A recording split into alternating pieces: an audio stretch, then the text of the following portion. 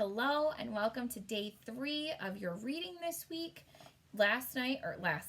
Yesterday, we read about how Sophie and the BFG were getting ready to travel to London to deliver this really nasty troggle humper of a dream to the queen that the giant had mixed based on what Sophie was requesting, and they were getting ready to travel there.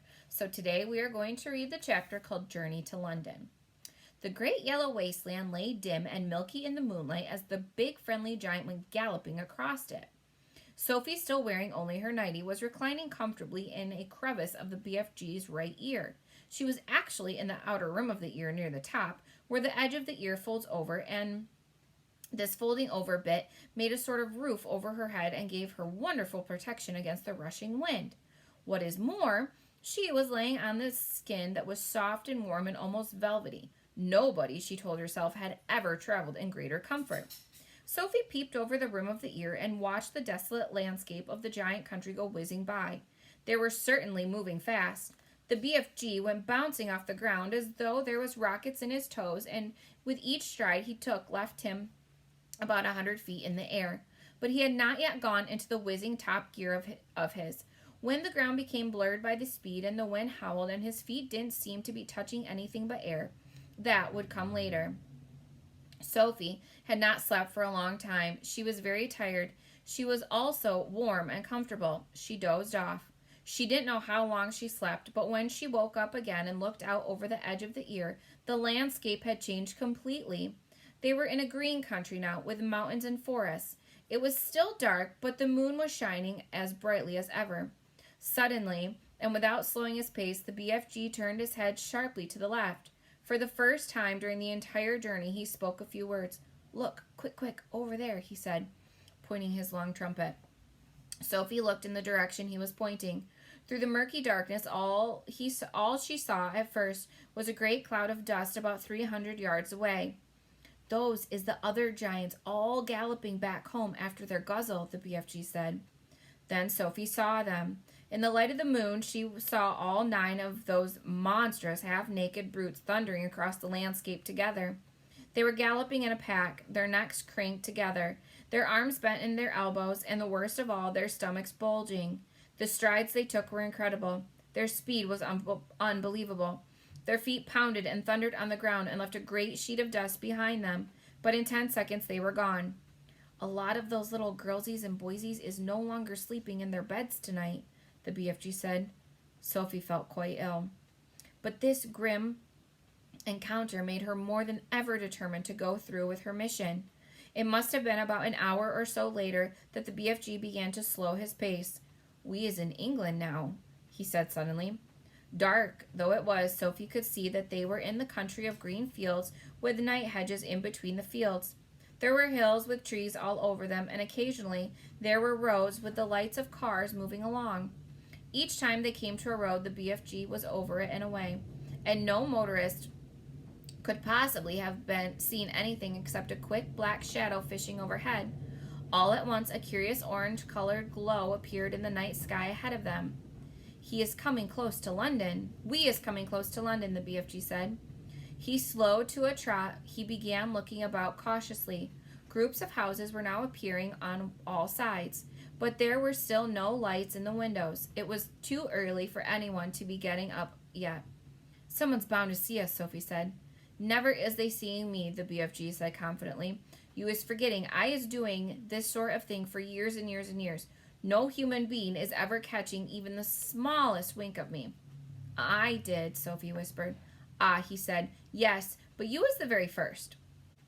During the next half hour, things moved so swiftly and so silently that Sophie, crouching in the giant's ear, was unable to understand exactly what was going on. They were in streets. There were houses everywhere. Sometimes there were shops. There were bright lamps in the streets. There were quite a few people about, and there were cars with lights on, but nobody ever noticed the BFG. It was impossible to understand quite how he did it. There was a kind of magic in his movements. He seemed to melt into the shadows. He would glide.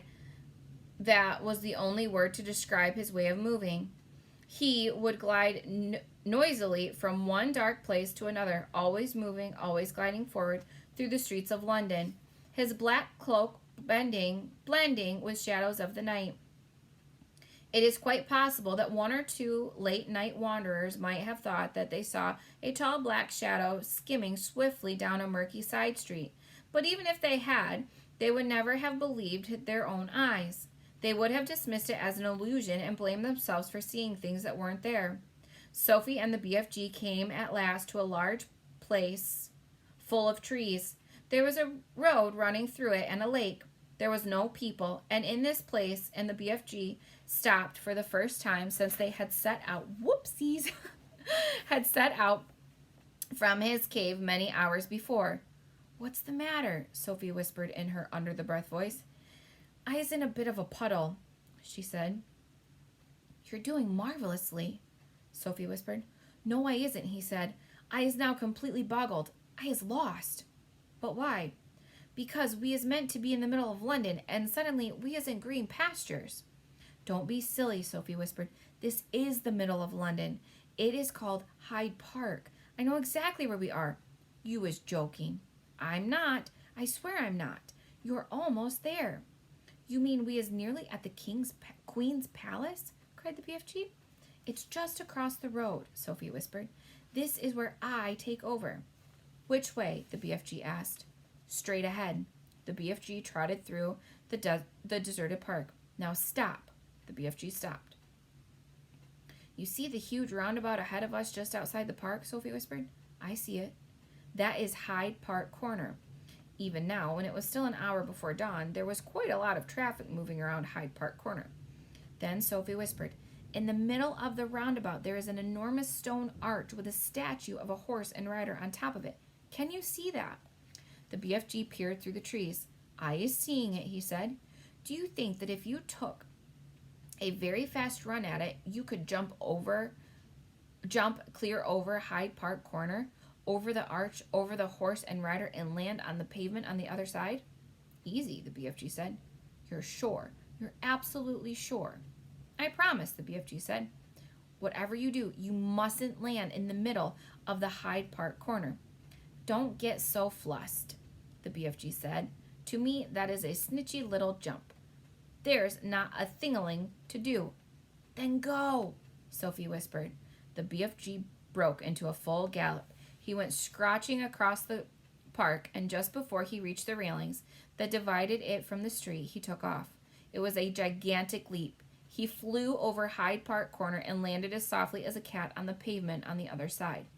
"Well done," Sophie whispered. "Now quick, over that wall."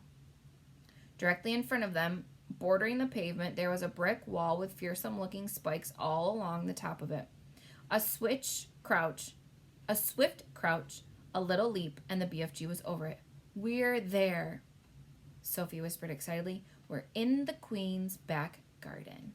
And that is where we'll stop today. I'll see you tomorrow.